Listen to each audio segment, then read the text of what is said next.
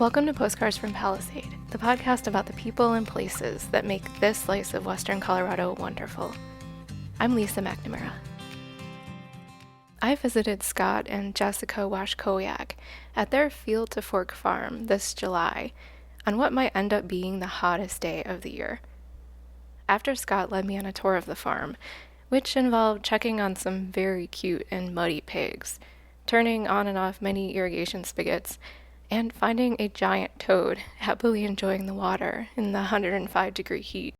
We retreated to their cool farmhouse for a refreshing glass of Big B's lemonade. Scott mentioned that Jessica would probably be in and out. She was manning the farm stand and didn't want to miss any customers.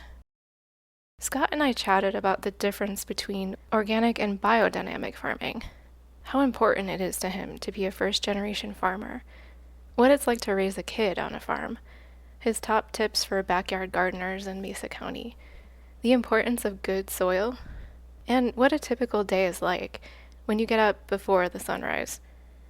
After a bit, Jessica joined us, and we talked about their pizza club, how they satisfy their surfing itch in the high desert, and about the terrifying train accident that happened near their property earlier this year. Why they're so tired of talking about it, but why we can't forget about it. Then we lighten things up by figuring out what kind of vegetables we all are. All that and more on today's Postcard from Palisade.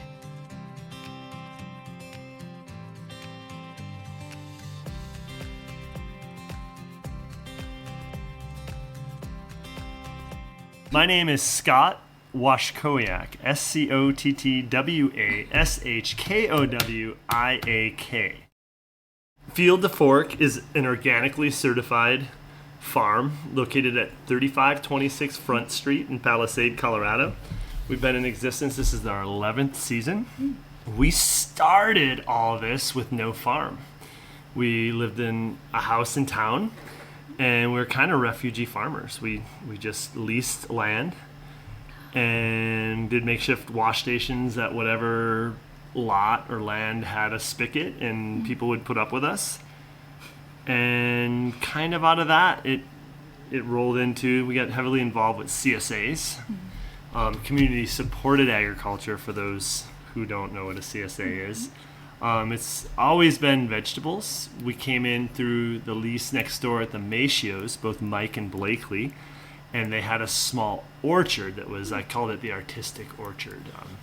Lots of different stuff, kind of a homeowner's, kind of a canner's orchard.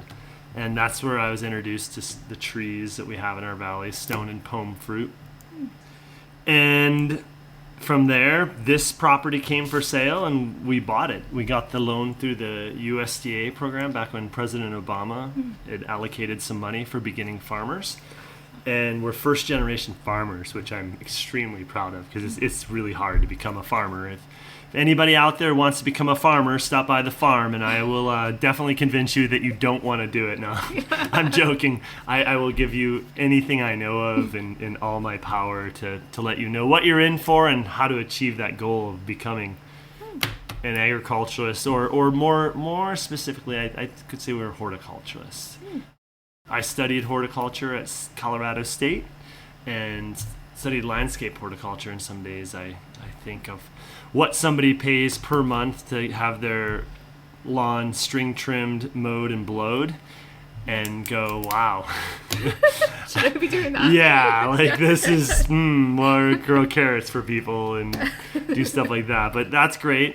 Jessica is from the valley. She's raised here her whole life out on 26th Road, and when I met her in Breckenridge, Colorado, I was really looking to get out of Colorado. I wanted to go somewhere to the beach. I've always wanted to live like that, and she went with me. We illegally operated a business in Mexico called Surf Sherpa. Yeah, I'm evening the odds a little bit. So yeah, this is for public consumption, right? Yeah, it's fine. It's fine. I no longer past the statute of limitations. I no longer illegally work in Mexico without an FM3 card. But we ran a surf safari business down there, and that was fun.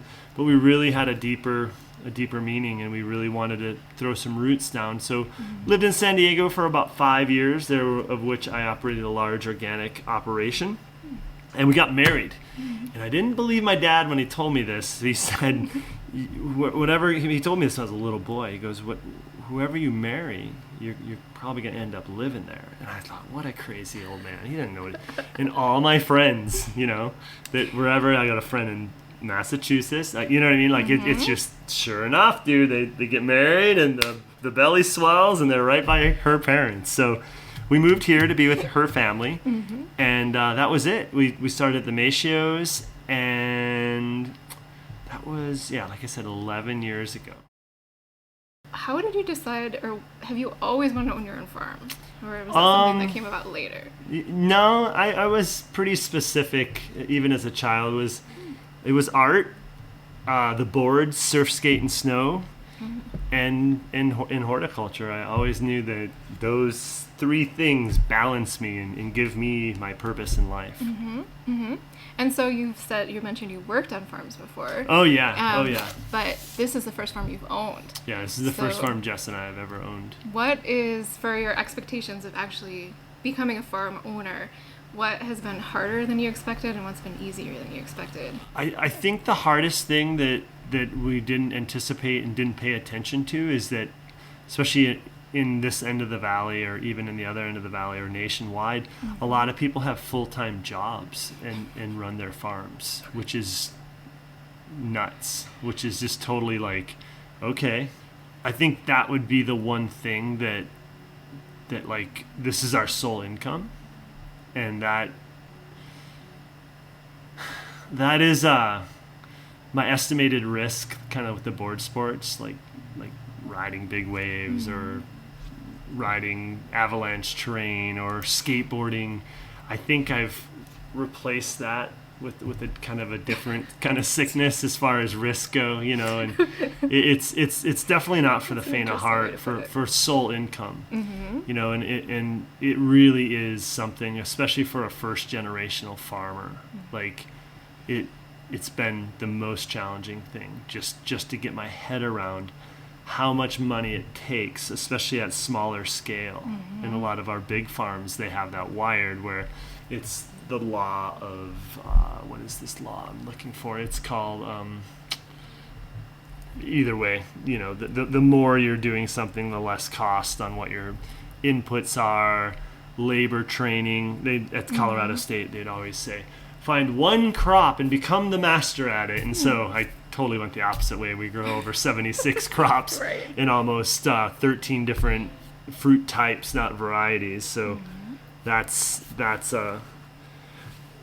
good. But yeah, does that answers your question there? Yeah, I think so. So the surprise is just like that it's really hard to make a living as a farmer, as a sole job. The margins are, like, we'll get chefs that start to cry to us about, in the past we sold to a lot of chefs, and we'll get chefs that cry to us about their margins, and we're just like, dude, I'm here taking sunlight, water, and soil and turning it into food. You're clicking Cisco. Right, exactly. Hello. How many acres do you have? We're operating on 7 acres here. Okay. Yep. So you said 76 different types of... Yeah, like between, like, from everything from apple to zucchini, mixing the orchard in with the garden, and diversity is key. It needs to be diverse. And I didn't mention the 7 pigs and the 300 egg layers, and we do some meat birds as well, so... That's a lot. Yeah, that's a lot going on. Well, so what about was like the easier than you expected? Anything? You know what? Just doing it. Just being like, you know what? We don't have a farm. We just bought a house in Palisade. Like, I'm not going to worry. I think a lot of there's a term called dreamers. A lot of people that just really, we all pick our thing to Google, right, at certain times in our lives, and these dreamers are great, but you just gotta do it. It's kind of like getting a nice car or something. You get the loan and you're like, holy cow, I have a nice car. But then like the 36 or 42 months after that, where you have to come up with that payment, I think I see it all the time. Like, it takes a tremendous leap of faith and believe in yourself and your partner. And then in 2012, we had a son, Clive, and he's great. I learned a lot. I'm originally from the Midwest, and I've been around a lot of farms, and I've watched a lot of farms either intentionally push their children out of the practice or want them in the practice so badly and need them so badly because nobody cares like a family member. You know what I mean? Like nobody has that expertise of what it takes to give a shit. And growing up here. Yeah, seeing yeah. how everything works. And then some really use the labor of their children and as this like double-edged sword to be like they become accountants, lawyers, nurses, doctors, engineers, anything but a farmer. So both those are successful, but I've seen a lot of people really want their son or daughter to become a part of the farm and chase them away for that. So with Clive, he's a kid. Yeah. Like it's really important. He gets paid. That's the other thing that will kind of interest somebody at agriculture is they get paid for it, you know. It's an allowance. Yeah, no, it's great. It's good allowances. He has a go-kart and like he's a big help, but I really try not to abuse that, Yeah. you know, because he has to be a kid. Like, oh, you're going mountain biking, you know, I was going to come to him with a couple favors, but I'm just kind of zip my lip and let him go mountain biking. This is important. I want to go mountain biking. Yeah, right. I'm an old man, you know, I got work to do. So other than Clive, do you have any other employees? No, yeah, we do. We have a couple people who work the farm stand, and then we have a chef, Chef Nate in Palisade. If anybody knows Chef Nate, he's been around a couple kitchens, and he's great. He's currently making a bunch of apricot jam for us. We have a makeshift kitchen in the back of the pack shed there, so that's huge. He comes here early in the morning, leaves when it gets hot. He's great. Heather and Pete work the farm stand and help us out, but that's about it. That's about it. We, from time to time, we'll lean on a little labor around, but it's really hard to find, especially vegetables. Something as simple as bunching carrots. Like this has to be a bunch of carrots, has to be a unit. It now is a bunch of carrots. It needs to be picked up, tossed. You know, we used to do farmers markets. We no longer do farmers markets. We sell solely out of the farm stand, which is really good. It's enabled us to grow less and make the same, if not more, money because we're going direct. Yeah. So, like, say a bunch of carrots, I get $4 a bunch. Well, when I was selling to Denver or selling to a restaurant, I would get $2 a bunch. So this is, you know, something we kind of realized and just let off. It was really hard to let go. Being from the Midwest, it's like bigger's better, scale. Right. We used to lease this field across from us. We look out our window and we see a nice alfalfa patch, and that used to be all like we'd sell commercial like carrots, squash, and it just wasn't good business plan, you know. And so everything going out the farm store is just amazing. It's so special. I have a direct connection with the people in my community and who eat our food. Right, and you're just focused on that. That was actually something I was going to ask you because I haven't seen you at the Palisade Farmers Market. Yeah. But I know that requires, time, travel, a lot of work. Yeah, so. and in the beginning we did. So a bit of organic farm CSA history in Palisade is Thomas Cameron ran and operated the first CSA in the valley here, and it was Cameron Place was the name of it. And so Jess and I were living in San Diego at the time. Obviously, I mentioned earlier in our conversation, Jess is from Mesa County, and we met him at the ag convention in February, and he was looking for two people to run the farm, and we moved here and worked for Cameron Place CSA. It was great. We enjoyed that, bought a house, and he decided to close shop. He had a good 7 or 8 year run with the Cameron Place CSA, and we really decided that there was room in this valley for a CSA, so we did it. We had a kid and started a farm all in one spring. Yeah, Clive was raised in a pack and play underneath the apple trees in this little like 1/16 of an acre garden that we started in, and that was great. Yeah, that sounds pretty sweet.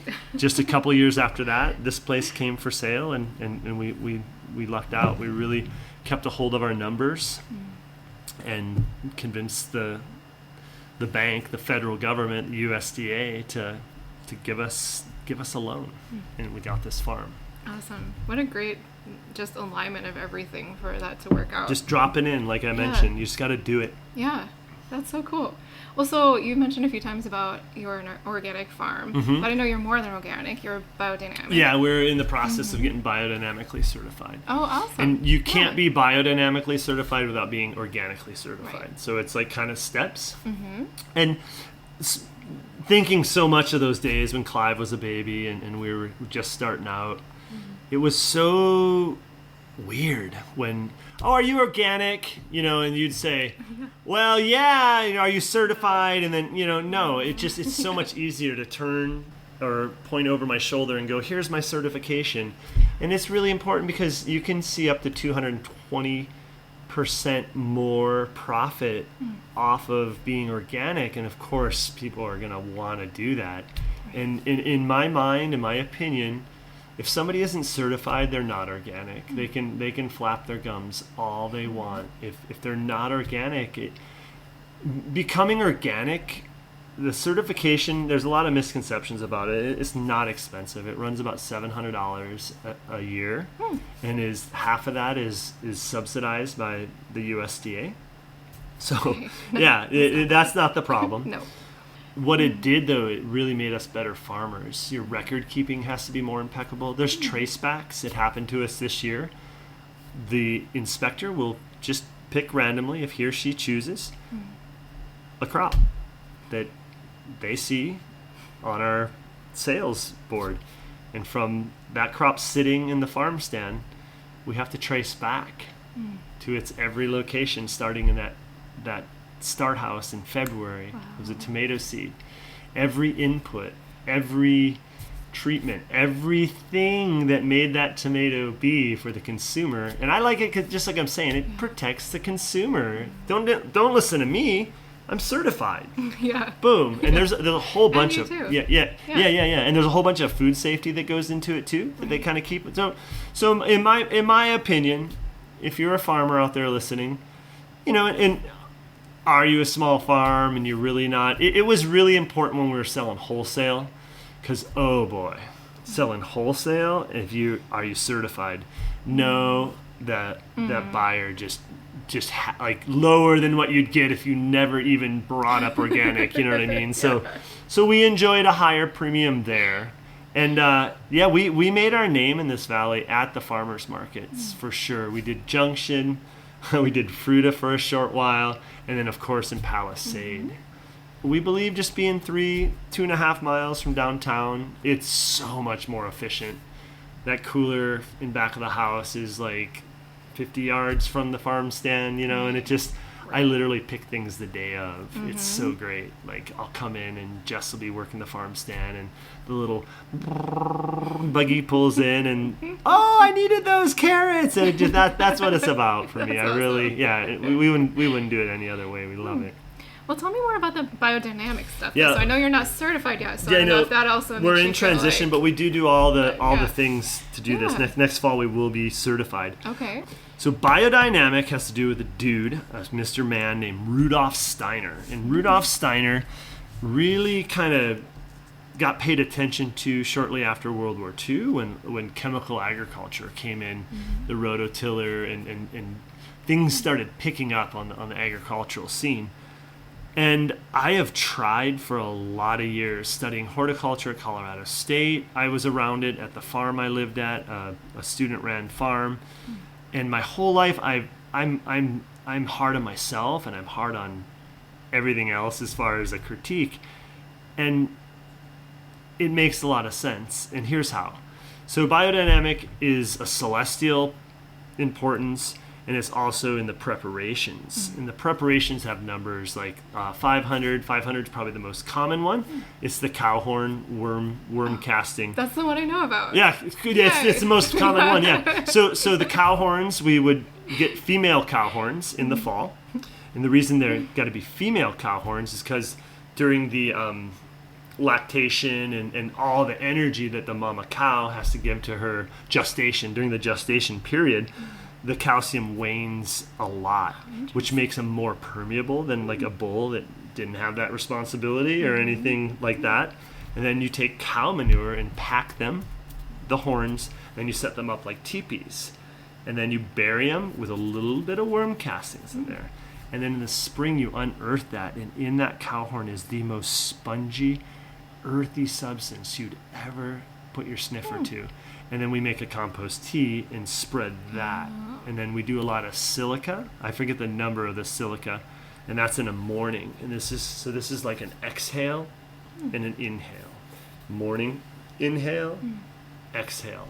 So, okay, lots of voodoo, right? This is what I really, really would look at it. But what it is with all these inoculants, another one, just to give you three, is yarrow in a lamb's stomach. And you hang this, and it attracts certain, not fungus, but bacteria, yeasts. Okay. Certain yeasts, specific yeasts, not just yeast, specific yeast, and then that's all crushed and sprayed again.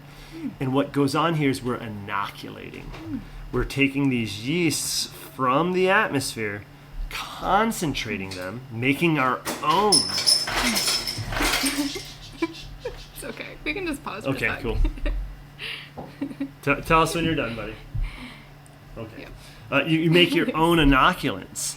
And I think in my mind's eye, that's way better than having to buy things. And it's coming from here. Yeah. From that location. Totally. There is a place up in near Aspen that sells these preparations. That's what they do. And they're totally legit. I still am certified if I use them, and it's been a big help because I really don't have time. We've had lambs in past years, but you need like a fresh lamb stomach. There's no like ordering lamb stomach on Amazon. Far as I looked last, So yeah. And the other thing, the celestial thing with it is there's leaf, root, fruit days, and there's these days that are favorable to plant, like on a root day when you want this energy there, or more importantly to harvest on a fruit day.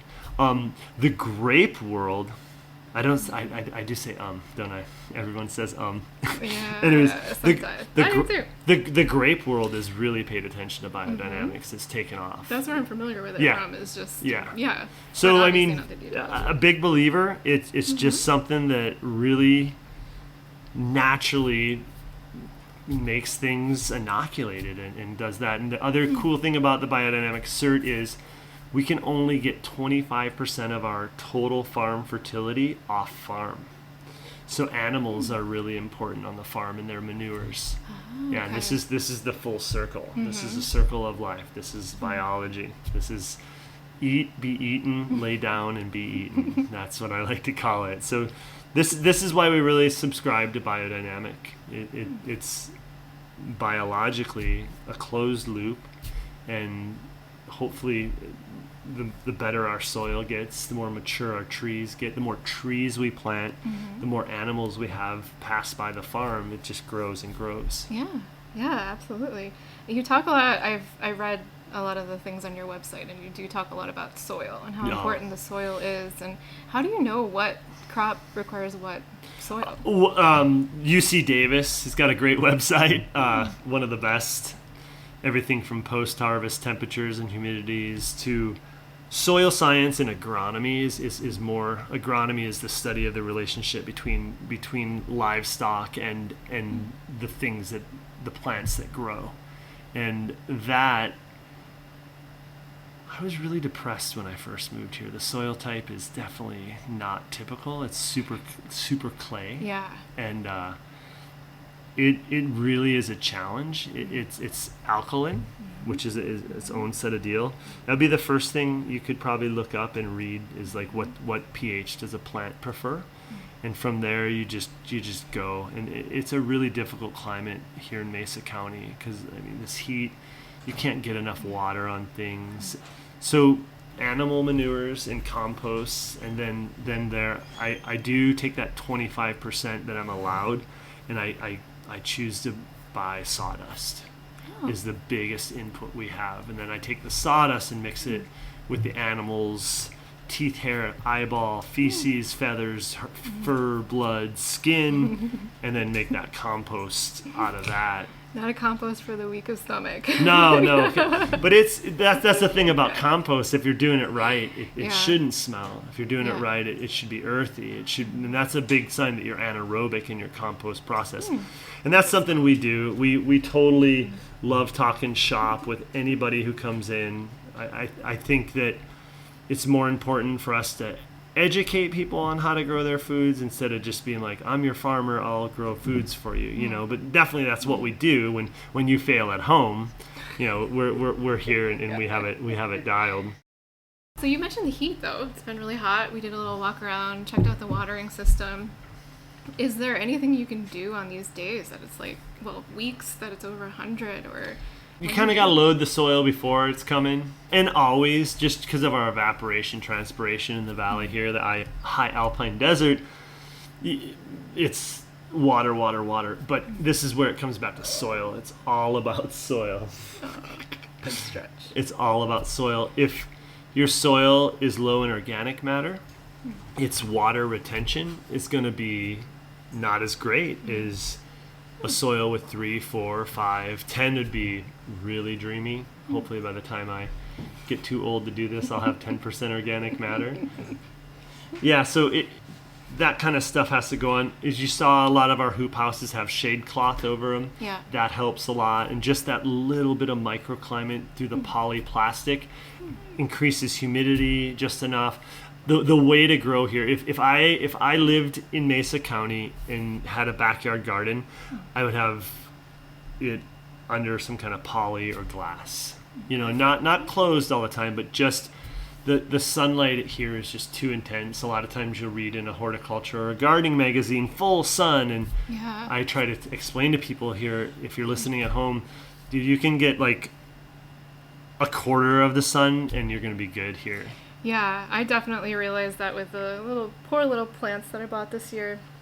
I bought everything that said full sun, and boy, they just got scorched. you could go half. They got scorched, yeah. And lots of water. That's interesting because it's counterintuitive. You would think, putting up glass, putting up polyplastic barrier, it's just going to be hotter. Mm-hmm. But it is a little hotter, but then when you put the shade cloth over, now we're in the shade. And now it's like I've had people ordering shade cloth from out east telling me that they're not going to sell me the shade cloth because I'm going to kill my crops. And I'm like, look, dude, like, get out Google Earth, find me.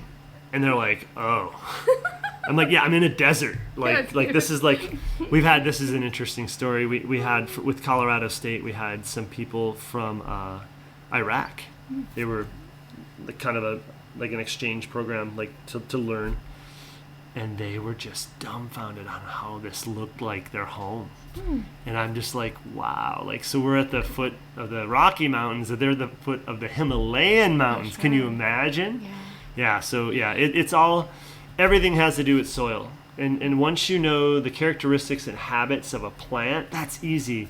Less water, wet feet, dry feet, fertilizers, but like, it really is your soil baseline that's important. Getting that acidity up. Not a lot of plants like a 7.0 pH. How do you spend your day on a farm? Like, what's your farm? What's your typical day look like? Yeah, wake up. That's a great question. And when I get off of this rhythm, I get really not. It's not a good thing. Like, this has to happen this way. So I wake up. My wife and I, we do intermittent fasting, so we don't eat breakfast till 11. Sometimes for me it'd be 9:30, 10 o'clock, because I'm ground running before. I like seeing the early morning stars when I start waking up. Yeah, so it's a good thing. And wake up, and the first priority is the animals, fed, watered, let out of their pens. Wellness checks. You gotta take a moment, watch the pigs. Is anybody limping? Somebody got all their eyeballs, like, you know what I mean? Like, they're just clumsy, and you know what I mean? They live a life while you're in the house, or other parts. So I get all the animals out of the way, and then it's usually water nurseries and start houses. and then I come in and delouse myself, change clothes, change boots. It's really important. It's very difficult and a lot of responsibility having animals on a farm with leafy vegetables. Those two things are definitely like, you do them, change your boots and your bibs, wash your face, and kind of, depending on if I've moved pens or done anything like that, I'll eat breakfast. And then it's on to harvesting. Usually this time of year I skip breakfast because the heat comes on so quick, and we'll just do like a quick micro harvest, like whatever. We'll just go in the farm stand, see what we need to harvest, harvest it up, get it hydro cooled in the cooler, and then breakfast always by then. That's breakfast. And then the heat of the day, I'll do some fun stuff like maybe some shovel work or something that doesn't. Cultivating's really good in the heat of the day. You want to scrape up your weeds when the sun's beating down on them to ensure their death. Because if you cultivate when it's going to rain, you're just kind of propagating weeds. So if you cultivate and it's a sunny day, you kind of solar fry them there. Yeah. So that's a day, and then the farm stand's dynamic. We share responsibilities with the farm stand and stuff like that. And so the farm stands can be super encouraging and energy giving, and sometimes it's just you're tired. Yeah. It's just a lot to deal with the public. Yeah, I'm sure it just depends on the day. We love everyone that comes in here, though. We've got some just people who really care about us, and so grateful to grow good food for my community. Hey. And so tell me about the pizza club and the supper club thing. Yeah, the pizza and the supper club. My wife is a phenomenal culinary artist. Pizza club is, we got a Fortuno Tuscavano Italian pizza oven, and it's from noon to whenever we sell out, which is usually before 2 o'clock always. And there's a pizza of the week, and there's a cheese. Take your pick, and it's margarita. And you eat right underneath the apple trees out front. We set up picnic tables and round, I call them wedding rental stuff. We got some. And that's that. And the supper club is a little bit more of a big deal. The supper club is a little higher price per plate, and it's a couple courses, and it's a menu designed by Jess from the farm for the farm. And you can look at our website at Field to Fork. That's TOFORK-farm.com, and that is the bee's knees for all your. There's some recipes on there, lots of photos. You can also find out like what's in season and what we have as well there. The pizza club, I see right now you have the schedule through July. Does it keep going? Yeah, the problem is with the dough, when it starts to get colder, the dough doesn't react and do quite what we need. And I love the idea, and that's why I was like, I hope that it continues, because come support it. Yeah, come support it. I feel like you probably are less interested in talking because a lot of people have asked you the question that is next on my list. Because I'm sure everybody's asking you this question. Really scary thing happened here not that long ago. Oh, okay. Yeah. Can you talk a little bit about that? And just... Yeah, I mean, we don't want to be defined by it by any means. Yeah. On that date, it was about 10:30 or so. It was late night for us. Spring was full swing, and I was looking out of the window in the door to the west there, and I saw flames in it, and I knew automatically that was a reflection. I went in the living room to see if the TV had been paused but they were moving. So I grabbed my headlamp and I cut through the apple orchard, and I was trying to look for hazmat square numbers to figure out, or even just when I called 911 to tell them what kind of car was on fire. Yeah, the train. There was a train, and luckily it stopped about 70 yards east of our farm stand, because that spot of the earth endured 5 hours of constant soaking. And so I came back, notified my son and wife to grab the go bag and shut all the windows, and we got out of Dodge. Luckily it was railroad ties, but Creosil is not a fun thing, and the winds totally stayed to the south and southeast. We spent a good 40 minutes up on G Road, and then I walked back down and talked to a fire personnel, and they were totally like, it's cool to come back. So that in the gist of it, that happened. But what it kind of opened our eyes up to, and what goes on the railway, is more of a broader topic. Well, and like you said, you don't want to be defined by it, but I think that the train runs right through the heart of Palisade. Yeah. Well, it runs 50 through the feet from my entire house. valley. Exactly. Right. From any side. It goes straight through the downtown Grand Junction. It goes straight through Fruta, Yeah, nobody can get away from it. Right. And then also, like, the train yard is right in the center of Grand Junction, where all the trains come together. So if there ever really was a major fire, explosion, or collision, which a train did derail just 2 weeks ago in the rail yard, and it took like many hours to clean up, and they're not talking about it. They're not educating the public. They're not really, people aren't. They're not aware of the hazard and the cautions that come along with trains, and so there is a new rail that they're trying to connect from Dinosaur into the Grand Valley, Dinosaur, Utah, where there's a big natural gas and also oil and other fossil fuels that they want to explore and extract.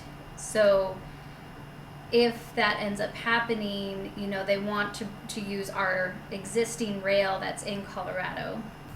Linked to it. Yeah, so they want to use the existing rail to go up through, through Mesa County and then through the Roaring Fork, and then it would go up around Steamboat and then track into Denver Metro that would then go out to the Midwest.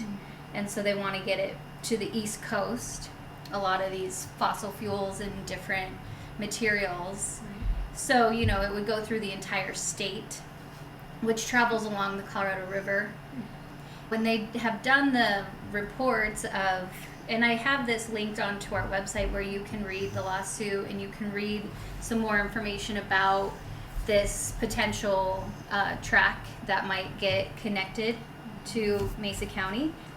It's like, yes, there's going to be hazards. It's going to happen at some point or another, especially as they're using the train travel more and more. But our rails haven't been upgraded in like over 100 years. So they're using a very outdated old rail system that is not meant to be carrying the level of hazardous materials that we use now in our modern society. So there's like a big conflict there between, there should be a big conflict there for everybody, because in most countries, railroads, and they're built on concrete. And the ties. Yeah, and ours are all wood ties through like the entire country. So of course they can catch fire very easily, and then we're still like transporting so much hazardous material just to repair the railroads.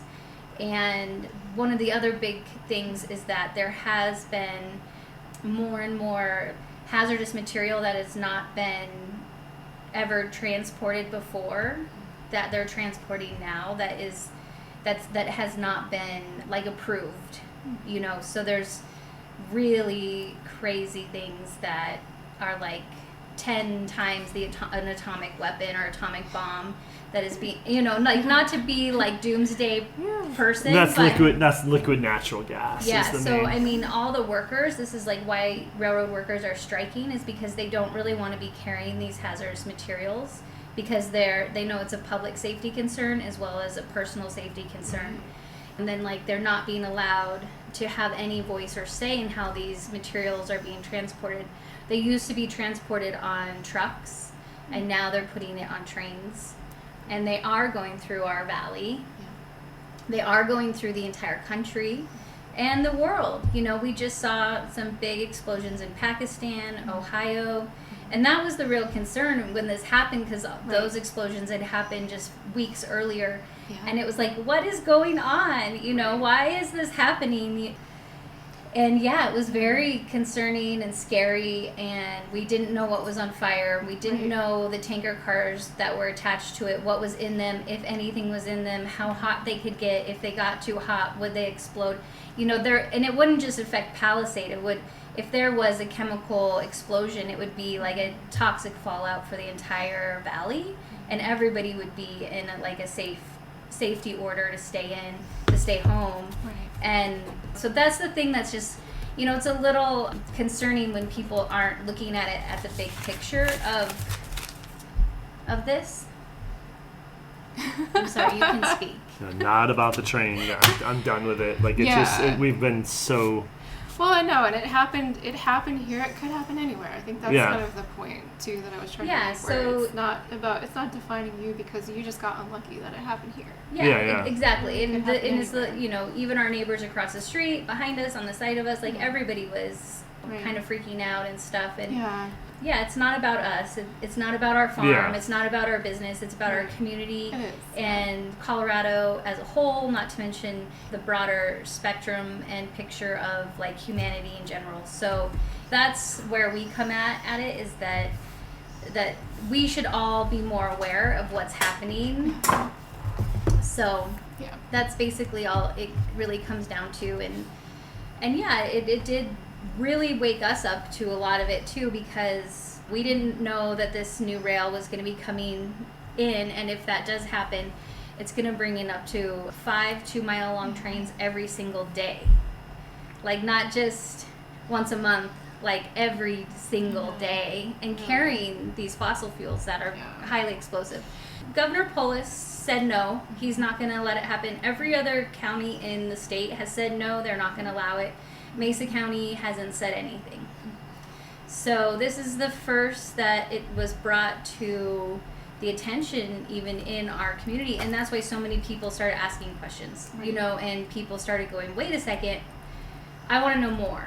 And because our community and our public officials, they are very pro oil and gas and always have been, and I've grown up here, and so the environment has never really been their number one priority. It's all, and they say it's economy, that it's going to bring jobs and it's going to bring all these things to Mesa County, but then like my job as an organic farmer will be gone. Right. The farming industry will, much less tourism.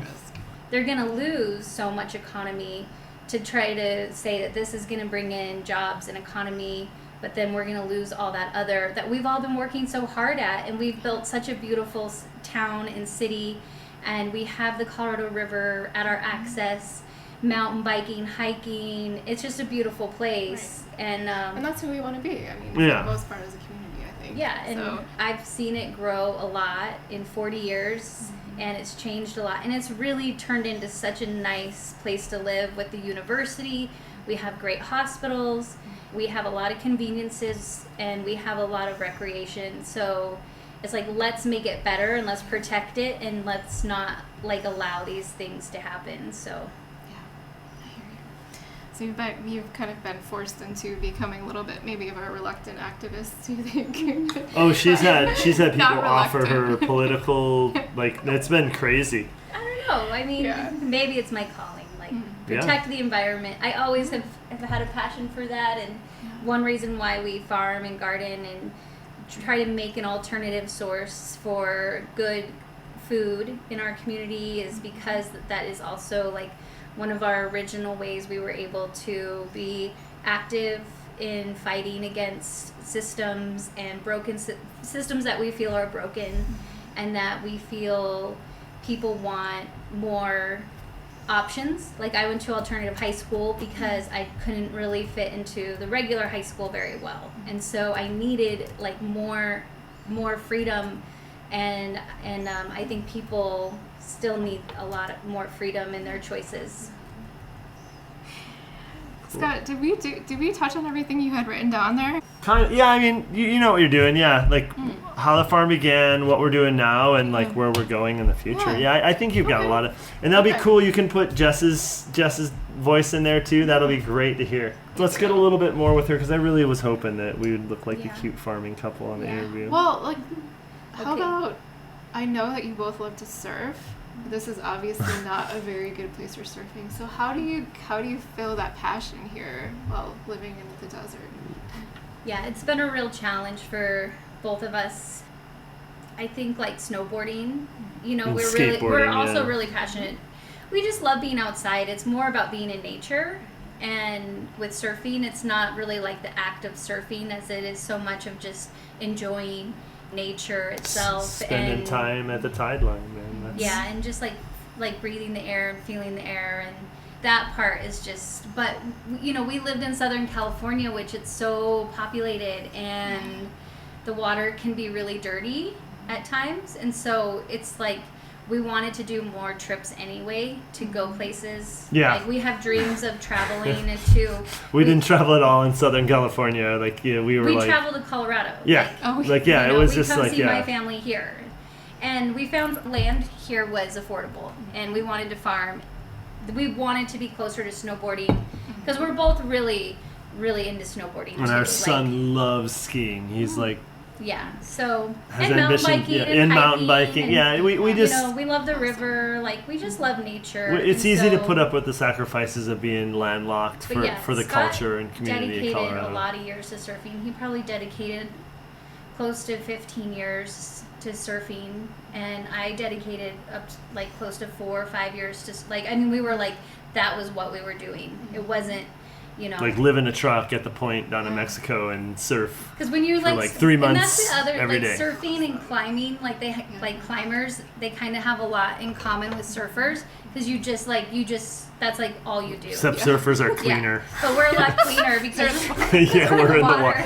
God, sometimes I'm a scuzzball, dude. But sometimes I'll see a young person and go, "Dude, you really are dirty, man. Like you really should get a little more water on you." But it's so funny when climbers talk about climbing because they're like, "Oh, the crack," and it's the same with surfing where surfers are like, "Oh, and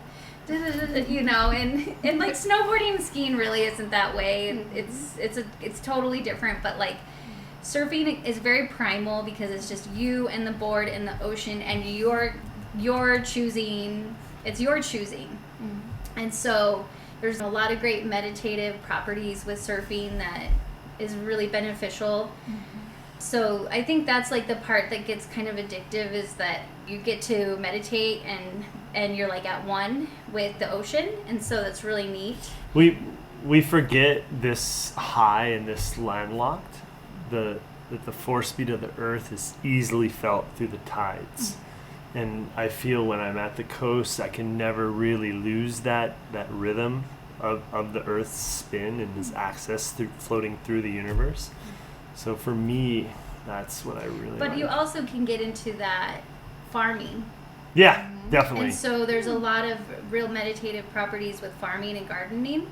That's kind of what happened to us is we were surfing, but then we were farming and gardening, and we just wanted to do more of that and then take trips and go see the world. We want to go to more Central South America. We really want to go to Southeast Asia. Europe. We want to go to Australia. We want to, there's a lot of places we want to go and surf too. We don't go anywhere. But we needed like a home base. We needed that's exactly what it is. And I feel good. I feel that for our relationship and ourselves as individuals to mature, we kind of had to step away from this devotion of surfing. And I feel like I've grown a lot. But our goal is I'm going to be 50 this February, and so by 65 we hope to be kind of changing chapters in our life. I think that's well into older years, and this has been an amazing physical feat that I think we're both handling really well. But you just can't, I don't think anybody can vegetable farm much after 65. Not running it like we do. Coleman is. Yeah, but dude, he's like he takes a siesta and drinks wine. You know what I mean? Like he's. Hey, so do I. Exactly, it's good. You have to like enjoy it, and you can't just grind it out all the time because it is a grind.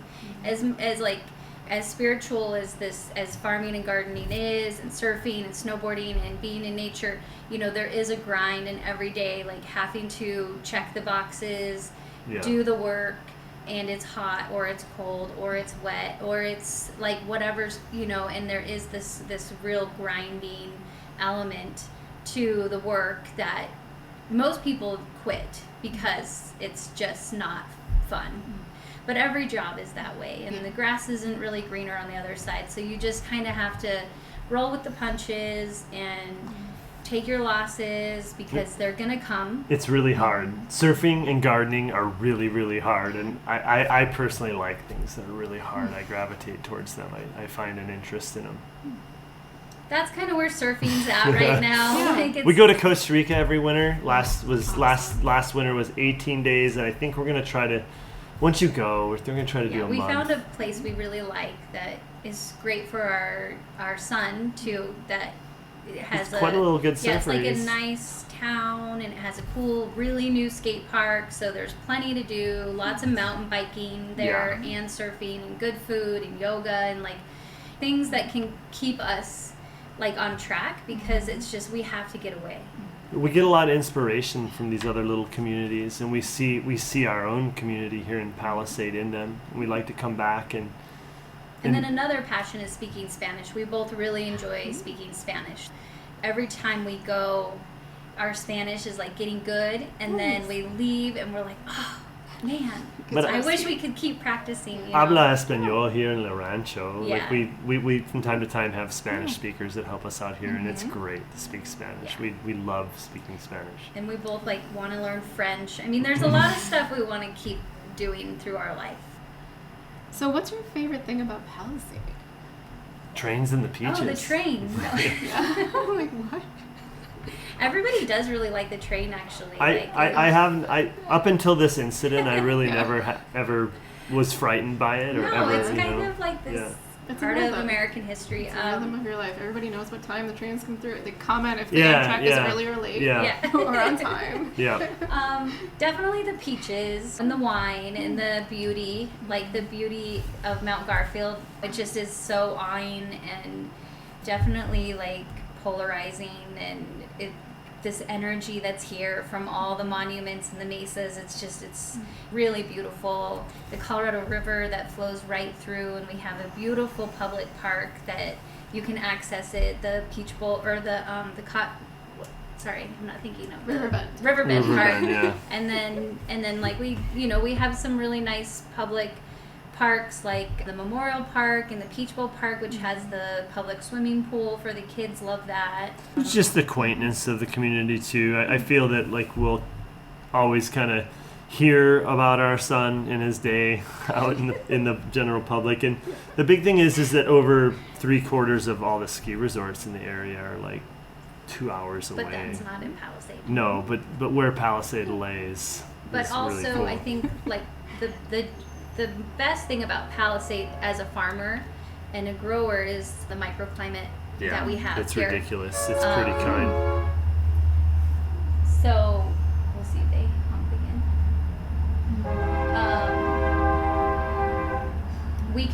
We have up to 3 to 4 weeks safety spring and fall on our planting times than like Fruta. Really? So that extends our That's season so almost 2 months outside of theirs. Yeah, there's no fruit in Fruta. I And can't believe then it's that different. So it's what, like 20, 30 miles away? yeah. So the big thing is elevation, and then Yeah, how so the all the valley cold air opens goes up down. too. Sure. But then also because we have all the book cliffs like right here, so that's a lot of radiant energy. So we get a lot of radiant energy coming off of the mountain just right here. And then with our hoop houses and greenhouses that we've invested in over the years. So one piece of plastic over our larger hoop houses puts us into a 10 growing zone, which is the same growing zone as San Diego. Oh, wow. Yeah, just it's with amazing. one plastic. Interesting. And then our sun is so intense that we have almost more sun than California. Mm-hmm. So it's like we can be growing things all year long very easily. Yeah, And we are a 4-season farm. I didn't Okay. mention that. We'll have service up to mid-December, Mm-hmm. and then come back into it the end of February. And After that break to yeah, Costa we're Rica. here. Yeah. We're here waiting and we for just you. kind of started playing around with it for fun, just to see what we could overwinter just without greenhouses when we first were farming, because we needed to always be pushing to pay our mortgage. And then once we started using covers and hoop houses and then investing in the greenhouses, we've been able to successfully have a 4-season farm for, this will be I think our 7th or 8th winter with them. So now we're able to string our income out through the whole year and not just have these big chunks of income and then be broke or trying to find other jobs, or because then we wouldn't, then it's not sustainable. This has been a way to make farming more sustainable for us and be able to pay our mortgage and be able to support our child and all the things that we need for in this modern world. And it's also really fun, like to go in there in the winter when it's 30 beautiful. degrees out. And After you've been skiing or That would be snowboarding. lovely. yeah, it's like 30 degrees out. You walk in there, it's like 70. You're like stripping off your clothes because you're just like, Smells oh my really god, it's so good. hot in here. But yeah, it's really fun, and it's really fun to kind of blow people's minds when they walk into the farm stand in February and they're like, how did you do this? You know, so they think we're like growing just outside these beautiful greens, and they don't realize we have almost 11 hoop houses. Yeah. Wow. Yeah, I was talking with somebody about I love the little French breakfast radishes. Oh, yeah. And I thought they're only like available for a couple weeks or whatever. I can get them at the farmer's market. And they said, oh no, we get them at Fields of Work Farm all the time. We'll always one of have our some kind of favorites, radish. too. Yeah. They're one of our favorites. They're hard to grow in I the know that. summer. They kind of don't do as great, but soon we'll have them again through the fall and the winter. We and got the bell. What ones we have right now? the cherry bell. Cherry bell, they're a good they're one. pink. Yeah, pink pink. beauty or something. They're a pink one, but they're spicy. They're not Okay. French. So the hotter the weather, the spicier your greens and radish, and the cooler the weather, the reason being is when plants sense that it's getting cold, they'll take their starch and make sugar because they know sugar has a lower freezing point. And yeah, so the winter greens are just, there's no comparison. They're so sweet. Like our son Clive will eat radishes in the winter, but not in the summer. Yeah, they're getting a little too spicy for me now. So now, Yeah. now I know why. And now's the time when you need and want tomatoes, watermelons, sweet corn, peaches, like things that are wet and juicy and sugary, and like, you know, to get you through these hot desert summer days that are just, it's the only way to get through is a little sugar and a little water. Feel a lot better. Caprese salad is my favorite this That's time what we're of having tonight. Because mozzarella, you get a little protein and Balsamic and olive oil in there. I love basil. yeah. So, well, yeah. Is there anything else that you wanted to add No, on? just- We've just- covered an awesome range Okay, of cool. stuff, You feel and- good? Yeah. Thanks for coming in. I'm so good. glad. I'm glad 'cause you're here too. I know, I'm worried I'm going to miss somebody, but it's hot out there. Oh my Yeah. gosh. the tin is like I'm taller, so I can feel the Oh, radiant. you can feel it. Yeah. Yeah, It's yeah. like the tin from the roof is hot. Not good. Well, I think today's like the hottest day of the summer. So, Yeah. Wow, so far. yeah. So far. Well, I really appreciate both of your time. Yeah. It's your Nice to time meet and you. yours, like, yeah. Thank you so much for yours. And so tell me, what is your favorite vegetable? Or no. If you could be a vegetable, What what would you vegetable be? would you Good. be? I'm gonna ask you that back.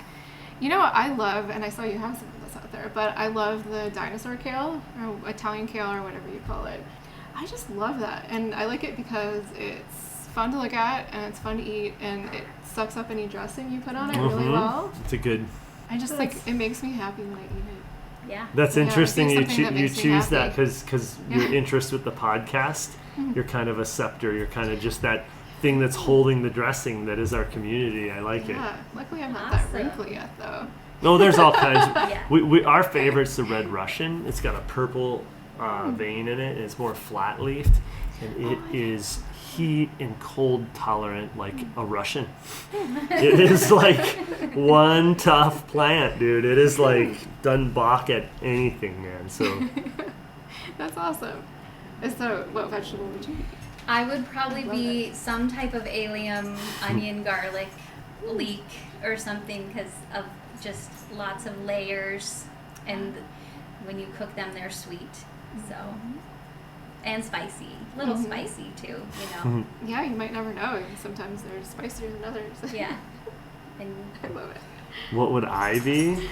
I would be a carrot because they're full of beta and they're underground. The carrot's an unsung workhorse of when you look at human history. A lot happened when we figured out root vegetables and storage vegetables like potatoes and carrots and beets and parsnips and turnips. A lot happened to us when we had the time to figure out that. So for me, I just love carrots. Carrots and watermelon are my two favorite things to grow. Well, Cool. I really appreciate you having that question to close with. Yeah. Yay, that was a good question. Yeah, we've done that. Would you please take a bunch of carrots home? You and your husband, right? Yeah. Cool. You and your husband can share. Oh, that sounds And we've lovely. got that red Russian kale too. Okay, yeah. Let's load her up. Yeah, we'll give you a little baggie. Oh, Goodies. cookie. Really Some nice fresh of you. tomato. And so Jessica and Scott sent me on my way with a bag absolutely overflowing with fresh produce. Even more so than the fruits and veggies that I get at the farmer's market each week. It was incredible. The lettuce was possibly the most flavorful I've ever tasted, and I'm a big lettuce nut. Like, when lettuce is good, it's so good. The kale somehow got fresher the longer I kept it. The tomatoes made a vibrant pasta sauce. And the potatoes actually tasted like potatoes. I can't remember the last time I tasted a potato and thought that I was eating anything interesting. Here I was boiling them to make a potato salad, with Scott and Jessica's fresh onions, sneaking pieces out of the boiling water, yelling to Paul about how amazing they were every time I ate one. The proof that Jessica and Scott are doing something right is right there on your fork. If you'd like to be on the podcast, or if you have an idea for an upcoming episode, I'd love to hear from you. You can reach me at lisa@postcardsfrompalisade.com. The Postcards from Palisade podcast is available on all major podcast distribution platforms. Find it and subscribe so you never miss an episode. Episodes and links to more information are also posted on the website, postcardsfrompalisade.com. Thanks for listening. With love, from Palisade. I visited Scott and Jessica Washkowiak at their Field to Fork forum.